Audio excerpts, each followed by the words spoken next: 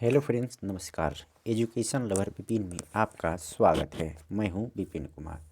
आज इस वीडियो में हम लोग एसएससी जीडी के ऑफिशियल पेपर का अध्ययन करेंगे। आज का जो सेट होगा वह सेट 15वां होगा, यानी इससे पहले हम लोग 14 सेट का अध्ययन कर चुके हैं। अगर आपने नहीं देखा है तो वीडियो के डिस्क्रिप्शन में प्लेलिस्ट का लिंक दिया हुआ है, वहाँ से आप एक एक करके देख सकते हैं। तो चलिए आज स्टार्ट करते हैं। और स्टार्ट करने से पहले बता दें कि इन सारे पेपर का आप पीडीएफ डाउनलोड करना चाहते हैं तो एजुकेशन लवर टेलीग्राम ज्वाइन करना है। एजुकेशन लवर विपिन के नाम से टेलीग्राम चैनल है। वीडियो के डिस्क्रिप्शन में उसका लिंक दिया हुआ है, वहाँ से आप ज्वाइन करके सारे पीडीएफ को डाउनलोड कर सकते हैं।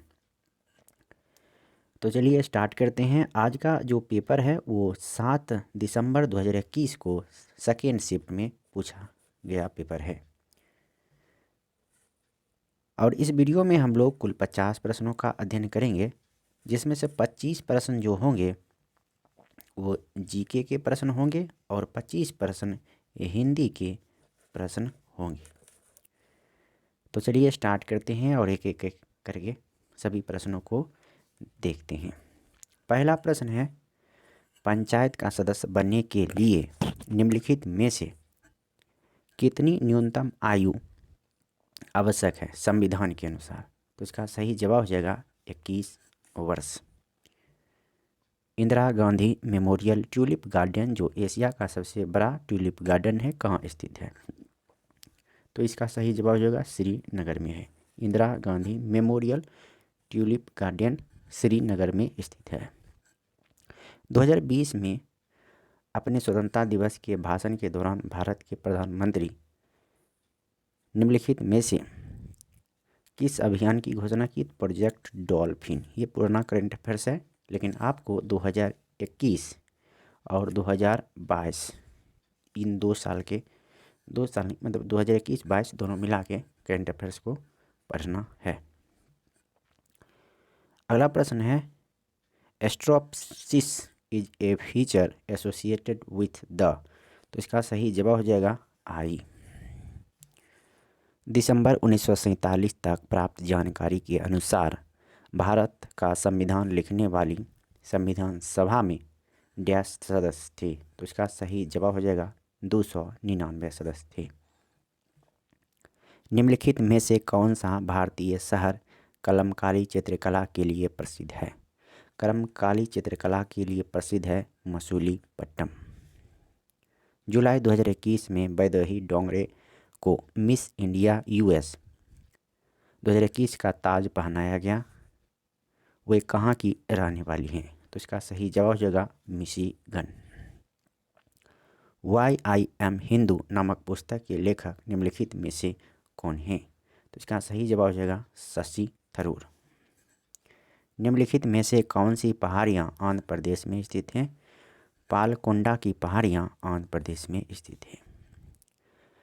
निम्नलिखित में से किस वर्ष ताशकंद में भारतीय कम्युनिस्ट पार्टी की स्थापना हुई थी? भारतीय कम्युनिस्ट पार्टी की स्थापना 1920 ईस्वी में हुई थी। निम्नलिखित में से कौन सी नदी अरब सागर में गिरती है? नर्मदा नदी और ताप्ती नदी, ये 2 नदियां हैं जो अरब सागर में गिरती हैं। निम्नलिखित में से क्या श्रीलंका का राष्ट्रीय खेल है? श्रीलंका का राष्ट्रीय खेल है वॉलीबॉल। 17 नवंबर 2020 को आयोजित हुए 12वें ब्रिक्स, यानी ब्रिक्स में कौन कौन देश आ जाते हैं? तो ब्राज़ील, रूस, भारत, चीन और दक्षिण अफ्रीका। सम्मेलन की थीम निम्नलिखित में से क्या थी? तो इसका सही जवाब हो जाएगा वैश्विक स्थिरता, साझा सुरक्षा एवं नव प्रवर्तक वृद्धि के लिए ब्रिक्स की साझेदारी। निम्नलिखित में से कौन सा खेल यूथॉन कप से संबंधित है? तो लॉन टेनिस जो है वो यूथॉन कप से संबंधित है। General insurance corporation of India किस वर्ष कंपनी के रूप में निगमित हुई थी? इसका सही जवाब हो जाएगा 1972 ईस्वी। 1722 में आगरा की सूबेदारी निम्नलिखित में से किस व्यक्ति को दी गई थी? सही जवाब हो जाएगा सवाई जय सिंह। 1722 में आगरा की सूबेदारी सवाई जयसिंह को दी गई थी। निम्नलिखित व्यक्तियों में से कौन 1870 में भारतीय लोक सेवा के पहले भारतीय सदस्य थे? सत्येंद्र नाथ टैगोर। कृषि उत्पादों के परिवहन के लिए कृषि उड़ान योजना का शुभारंभ वर्ष डैश के बजट में घोषित किया गया था? सही जवाब हो जाएगा 2020। निम्नलिखित में से किस टीम ने 5 बार इंडियन प्रीमियर लीग का खिताब जीता है? तो सही जवाब हो जाएगा मुंबई इंडियंस। राजमाता विजया राजे सिंधिया की जन्म शताब्दी मनाने के लिए भारत के प्रधानमंत्री ने कब 100 रुपया का सिक्का जारी किया? 12 अक्टूबर 2020। केंद्र सरकार द्वारा शुरू किए गए राष्ट्रीय स्वच्छ वायु कार्यक्रम के द्वारा सांद्रता की तुलना के लिए 2017 को आधार वर्ष मानते हुए 2024 तक कणमय द्रव्य सांद्रण में डैश की कमी प्राप्त करना अपेक्षित है? सही जवाब होगा 20% से 30%। Which of the following female mosquito act as a carrier of dengue virus? तो इसका सही जवाब हो जाएगा डेंगू वायरस किस मादा मच्छर से होता है? तो इसका सही जवाब हो जाएगा मादा एडीज। छतों पर वर्षा जल संचय को अनिवार्य बनाने वाला भारत का पहला और एकमात्र राज्य निम्नलिखित में से कौन सा है? तो ये है तमिलनाडु। निम्नलिखित में से किसे नवंबर 2020 में HDFC म्यूचुअल फंड के प्रबंध निदेशक और मुख्य कार्यकारी अधिकारी के रूप में नियुक्त किया गया था? सही जवाब होगा नवनीत मुनोत।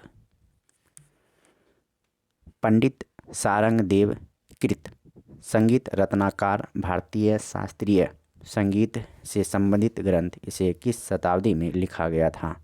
सही जवाब हो जाएगा 13वीं शताब्दी। सूर्य जिस पर्वत के पीछे निकलता है वाक्यांश के लिए क्या शब्द होगा? इसका सही जवाब हो जाएगा उदयाचल। अगला प्रश्न है, देखिए ये है हिंदी के प्रश्न, तो ये उदयाचल हो जाएगा। ये अनेक शब्दों के लिए एक शब्द से संबंधित प्रश्न, यहाँ से हिंदी के प्रश्न स्टार्ट होते हैं। रिक्त स्थान की पूर्ति के लिए सबसे उपयुक्त शब्द का चयन करें। सफलता के मार्ग में बहुत डैश हैं। सफलता के मार्ग में बहुत बाधाएं हैं। अगला प्रश्न है, निम्न मुहावरे का अर्थ व्यक्त करने वाले विकल्प का चयन करें। टस से मस ना होना, यानी तनिक भी प्रभावित ना होना।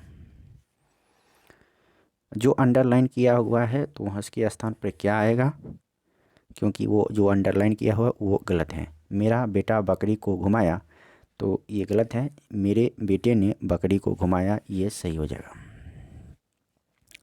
दिए गए शब्द के सर्वाधिक उपयुक्त समानार्थी शब्द का चयन करें। तो महीप का समानार्थी शब्द हो जाएगा नरेश। सरस्वती का समानार्थी शब्द क्या हो जाएगा? सरस्वती का समानार्थी शब्द हो जाएगा शारदा।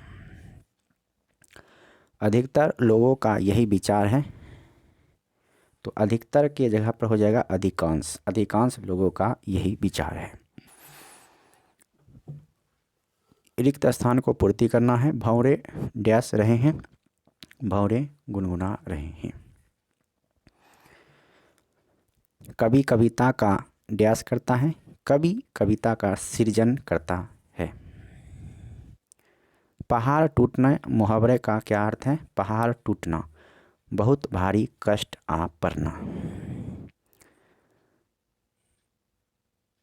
दिए गए वाक्य के किस भाग में त्रुटि है? तो उसने इस बात पर कड़ी आपत्ति प्रकट की, तो यहाँ आपत्ति प्रकट की यहाँ पर गलत है। जिसका दमन करना कठिन है तो उसे कहा जाता है दुर्दम्य। अब ये वाक्य दिया हुआ, उसमें 4 भाग दिए हैं, किस भाग में त्रुटि है देखना है। उन्हें साहित्यिक सेवा का लिए, तो यहाँ के लिए होना चाहिए था, यही गलत है। प्रदान किया गया, उन्हें साहित्यिक सेवा के लिए प्रदान किए। कठिन से कठिन परिस्थितियों का भी हमें हमेशा आत्मविश्वास बनाए रखना चाहिए, तो यहाँ पर क्या हो जाएगा? कठिन से कठिन परिस्थितियों का भी, कठिन से कठिन परिस्थितियों का भी, यहाँ ये गलत है। साधु ने चूहे को दया करा, तो ये यहाँ हो जाएगा साधु ने चूहे पर दया की और उसे बिल्ली बना दिया। साधारण का विलोम शब्द क्या हो जाएगा? साधारण का विलोम शब्द हो जाएगा विशिष्ट। निम्नलिखित में से शुद्ध वर्तनी वाला शब्द कौन सा है? तो यहाँ पुण्य जो लिखा हुआ है पहले ऑप्शन में वो सही हो जाएगा। अगला प्रश्न है, जो दूसरों के अधीन हो, जो दूसरों के अधीन हो उसे कहा जाता है पराधीन। आधुनिक का विलोम शब्द क्या हो जाएगा? आधुनिक का विलोम शब्द हो जाएगा प्राचीन।